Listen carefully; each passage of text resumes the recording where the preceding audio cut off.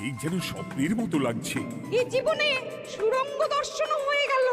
আমাদের পাতাল প্রবেশ। পাতালে আসিয়া আমি মনে মনে বলি, গুপ্তধন নিয়ে আমরা যেন সৎ পথে চলি। তোমার এখনো কাব্য আসছে সভাকবি?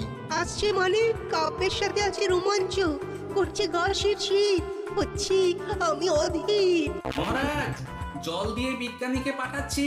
কি করতে হবে বিজ্ঞানীকে সব বলে দিয়েছি। তুমি ভেতরে আসবে না? আসবো ঠিক সময়ে। এখন আমি যেমন যেমন বলবো আপনি ঠিক তেমন তেমন করবেন। ঠিক আছে। বিজ্ঞানী, যেমন যেমন বললাম ঠিক তেমন তেমন ভাবে কলসিকে জল দিয়ে পরিষ্কার করবে।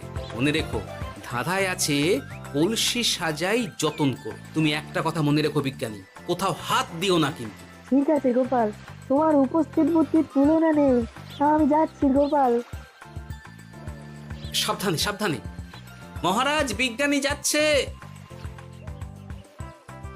সাবধানে নামো, সাবধানে। মহারাজ, এই কলসিটা কোথায়? ওই তো, একটু সাবধানে যাও।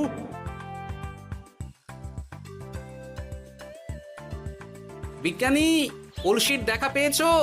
পেয়েছি পেয়েছি পেয়েছি। এবারে কলসিটাকে ভালো করে জল দিয়ে ধুয়ে দাও। কলসির আলোয় সুড়ঙ্গ আলোকিত গোপাল। এরপর কি? ভালো করে দেখুন মহারাজ, কোথাও ঘন্টা দেখতে পাচ্ছেন কিনা। ঘন্টা? একটা তো নয়, সার সার ঘন্টা, অনেকগুলো ঘন্টা।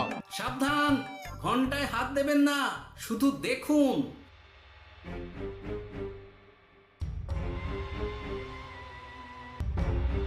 মহারাজ, আমরা গুপ্তধনের খুব কাছে চলে এসেছি। তাই নাকি? কি মজা, কি মজা! এবার খাবো ক্ষীরের গজা। আহ, সভাকবি চুপ করো। এখনো আমরা গুপ্তধন পাইনি। বাবার মুখে দাঁড়িয়ে সবগুলো তারা আঁকা। বিজ্ঞানী, কোন ঘন্টায় চাঁদের নকশা করা আছে কি? একটু দেখে বলো না। আমি আতস কাজ নিয়েই দেখছি, সব ঘন্টাতেই তারা আঁকা।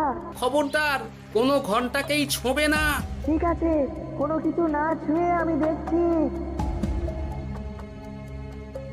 পেয়েছি গোপাল, চাঁদ আঁকার ঘন্টা পেয়েছি। ওই ঘন্টাটা বাজাও, বাজাও।